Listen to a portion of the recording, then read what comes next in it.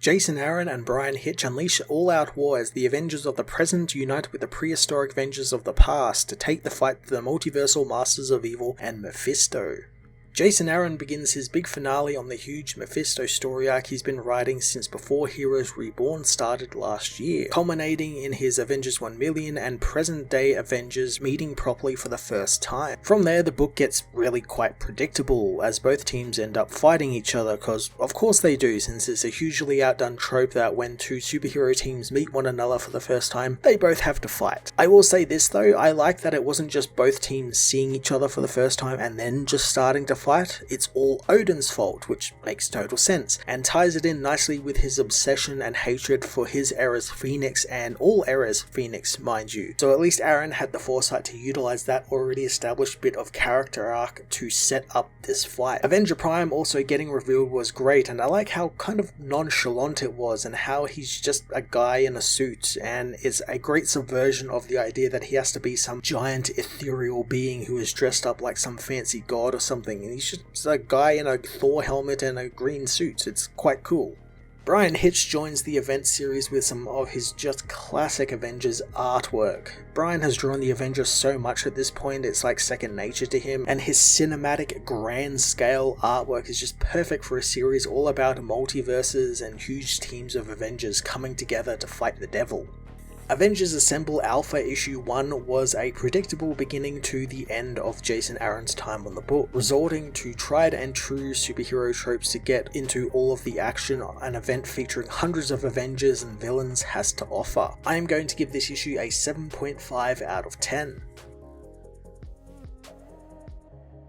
Avengers Assemble Issue 1 heads to the God Quarry, where the Avengers Tower stand. Inside, Avengers Prime tours his massive collection of Avengers weapons and armor, picking up a helmet as he decides he's going to do something he hasn't done in eons: leave. Prime heads to the distant past of Earth 616, where he is confronted by Mephisto, who wonders what the primitive world did to deserve Avengers Prime's presence. Prime says that he's there to watch Mephisto lose, but the devil knows that he's killed an entire multiverse so far, which makes him think he's doing well in the fight. He threatens Avenger Prime, but the hero knows that he's capable of handling himself, and the other Earths weren't this one, as Mephisto is about to find out firsthand. Avenger Prime whispers for the Avengers to assemble, almost like he's saying a prayer, as the Avengers confront the Prehistoric Avengers, with Thor not happy to see that one of them is his father. Nighthawk figures that they are in the Stone Age, knowing they can't be anyone around they'll be able to communicate with, as Agamotto says in perfect English that he hopes that they have come for the greatest fight of their lives. Agamotto knows that the heroes are there because of the Multiversal Masters of Evil, and they too are well aware of the threat they are posing to Earth, and they are protecting the good people of it. Tony warns him that these villains are good at their jobs, so the heroes will need all the help they can get.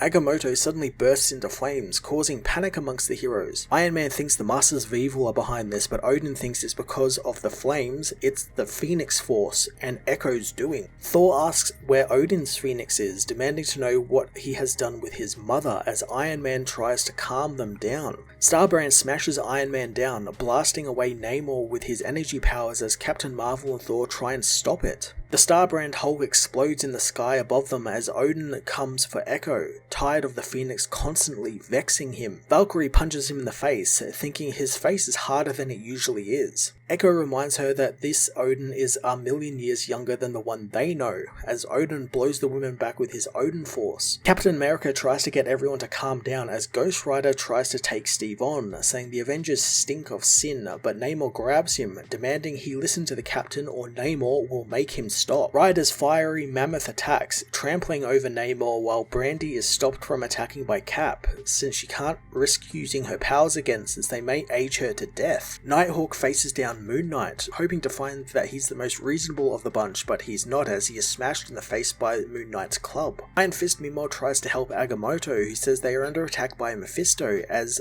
the devil thinks it's time to kill Avenger Prime. Prime attacks the devil, knowing regardless of what happens there today, the army he has gathered is greater than any villain can imagine. Mephisto decides to cheat at one-on-one with Avenger Prime, unleashing multiple versions of himself to attack Avenger Prime and stab him in the back. Starbrand continues to fight Captain Marvel and Thor, throwing a huge mountain at the heroes, but Thor smashes through it, blowing the Hulk deep into the ground. Carol wonders about the butterfly effect with them destroying a good chunk of the mountain range they're in, but Starbrand returns, wanting his turn at their assault. Thor decides to let Mjolnir end this as Odin tosses his Mjolnir at Echo and Valkyrie, missing them thanks to Jane taking control of the hammer, redirecting it towards her hand. Captain America battles Ghost Rider nearby, telling him to do the penance stare on him to prove that they are no threat to them. But Ghost Rider knows it's already begun as Namor is undergoing the stare right now. As Iron Fist is about to get into it with Iron Man, Agamotto stops them, telling his friends that Iron Man and the Avengers are there to help them, and fighting is what Doom above all wants. He demands they all stand down as Namor drops Ghost Rider's mammoth on the hero. Captain America stops Namor from doing any more as he calls for the death of Moon Knight. Odin meanwhile fights with Valkyrie over Mjolnir, causing the rocks around them to begin to float as they begin trying to pull it towards one another. Agamotto implores them to stand down as Thor arrives, flying his Mjolnir straight into his father's, causing an explosion big enough to be seen from space when they touch. In the aftermath, only Agamotto stands, knowing Doom must love the world is ending with heroes fighting heroes. Doom above all reveals himself, telling the hero that Doom is not capable of loving. Agamotto meets the villain's power with his own, knowing he ruins worlds and enslaves his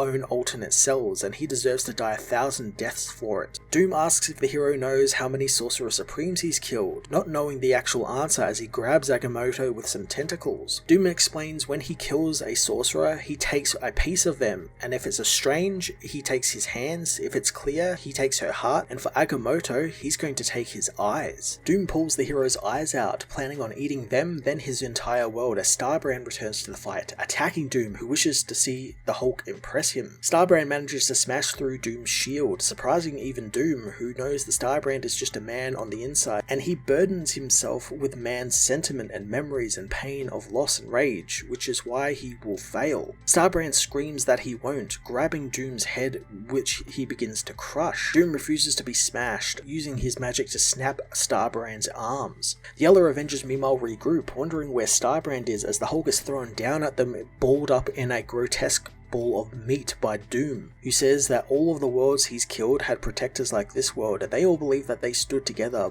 but that couldn't save them. The multiversal masters of evil arrive as well, as Mephisto proclaims the Battle of the Dawn is about to begin. He tells Avenger Prime that he shouldn't have come and he should have stayed in his tower, since he's a fool to think this has only just been about Earths, since the Earth is just the fruit, and why should they settle for fruit trees when they can take the soil from the very orchard in which they grow? Mephisto takes Avenger Prime to the God Quarry and to Avenger Tower, where thousands of Mephistos wait to be given orders to attack. Up in Avenger Tower, Captain Carter asks where Avengers Prime is, since he needs to lead this army. Longbow wants to do it without him, since there are enough Avengers assembled now. Moon Knight knows that they have something better than assembled Avengers. They have the most powerful Avenger alive, and he has just arrived. Robbie Reyes, the All-Rider, speeds into the God Quarry, right into the horde of Mephistos, as Peggy hopes that Moon Knight doesn't believe in the legend, but the hero does believe in the legendary Ghost Rider who can drive anything in existence, and she will see it for herself. Robbie's Hellcharger meanwhile comes to a stop suddenly, as inside the cab, Ant-Man asks if Robbie is okay as the man returns to his human form, finding he can no longer turn into Ghost Rider no matter how hard he tries.